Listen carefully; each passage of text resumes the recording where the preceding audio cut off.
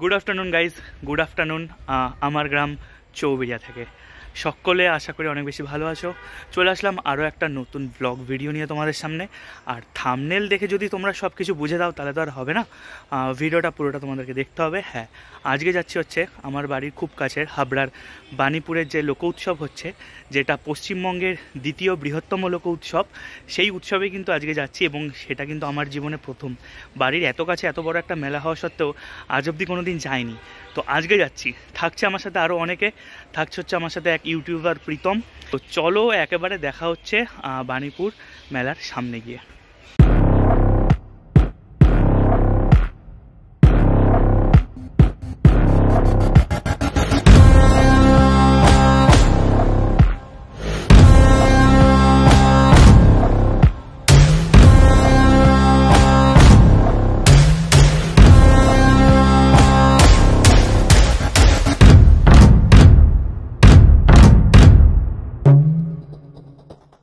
আপনারা যারা বাণীপুরের এই মেলায় যাবেন তারা পূর্ব রেল পরিচালিত শিয়ালদা বনগাঁ লাইনের হাবড়া কিংবা অশোকনগর স্টেশনে নেমে টোটো কিংবা ভ্যানে করে অনায়াসে পৌঁছে যেতে পারেন পশ্চিমবঙ্গের দ্বিতীয় বৃহত্তম লোক উৎসবে।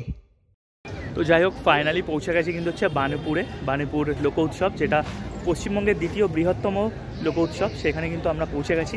প্রীতমও কিন্তু ডান্স শুরু করে দিয়েছে, আর আমি আমার ভ্লগ চালু করে দিয়েছি। আর পিছনে দেখতে পাচ্ছ মূল মঞ্চ, যেটার নামকরণ হয়েছে কিন্তু বাণীপুর লোক উৎসব, রতন টাটা এবং জাকির হোসেন মূল মঞ্চ। এবং এই বাণীপুরের মেলাটা হচ্ছে 69তম লোক উৎসব। রাজ্যের দ্বিতীয় বৃহত্তম লোক উৎসব মেলা হল বাণীপুর মেলা। শান্তিনিকেতনের পৌষ মেলার পর রাজ্যের দ্বিতীয় বৃহত্তম লোকসংস্কৃতি ঐতিহ্য উৎসব হচ্ছে এই বাণীপুরের মেলা। উত্তর 24 পরগনা জেলার মধ্যে এত বড় এবং প্রাচীন মেলা অন্যথা কোথাও নেই। 69 বছর ধরে এই মেলা হয়ে আসছে হাবড়ার বাণীপুর এলাকার পিজিবিটি ময়দানে। অতীতে এই মেলা উপলক্ষে বাণীপুর এলাকায় বলদ্দর হলেও স্থান সংকুলানে আজ তার হয় না। তবে ঐতিহ্য মেনে আজও প্রায় 1400টিরও বেশি স্টল নিয়ে হচ্ছে এই বাণীপুর মেলা। 3রা জানুয়ারি থেকে 11ই জানুয়ারি পর্যন্ত চলবে এই মেলা। মূল মঞ্চটি সদ্য প্রয়াত রতন টাটা ও উস্তাদ জাকির হোসেনের স্মরণে নামকরণ করা হয়েছে। প্রতিদিনই নানা সাংস্কৃতিক অনুষ্ঠানের পাশাপাশি নাটক, যাত্রাসহ লোকসংস্কৃতির নানা আয়োজন রাখা হয়েছে এই মেলায়। বিশেষ আকর্ষণ হিসেবে কৃষি ও পুষ্প প্রদর্শনের পাশাপাশি থাকছে বিজ্ঞান ও হস্তশিল্পের প্রদর্শনীও।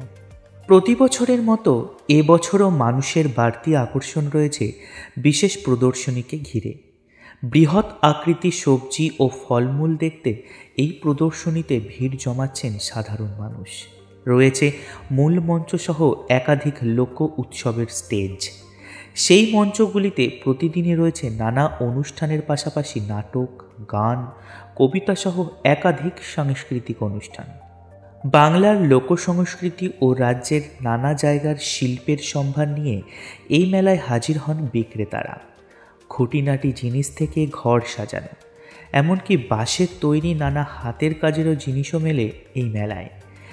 তাই মানুষের কাছে বাড়তি গুরুত্ব পায় এই বাণীপুর লোক উৎসব মেলা।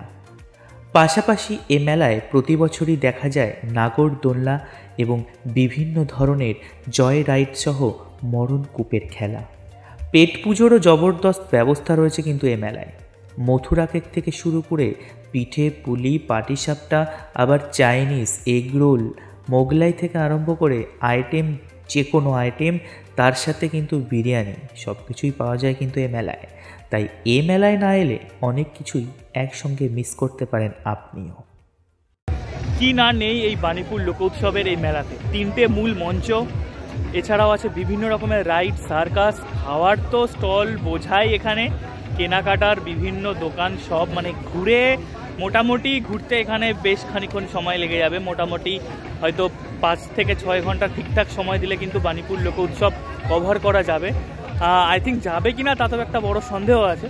তো এখন ঘুরছি। এখানে যারা আসবে তাদের আশা করি অনেক বেশি ভালো লাগবে, যেহেতু 3টে বড় মূল মঞ্চ হয়েছে।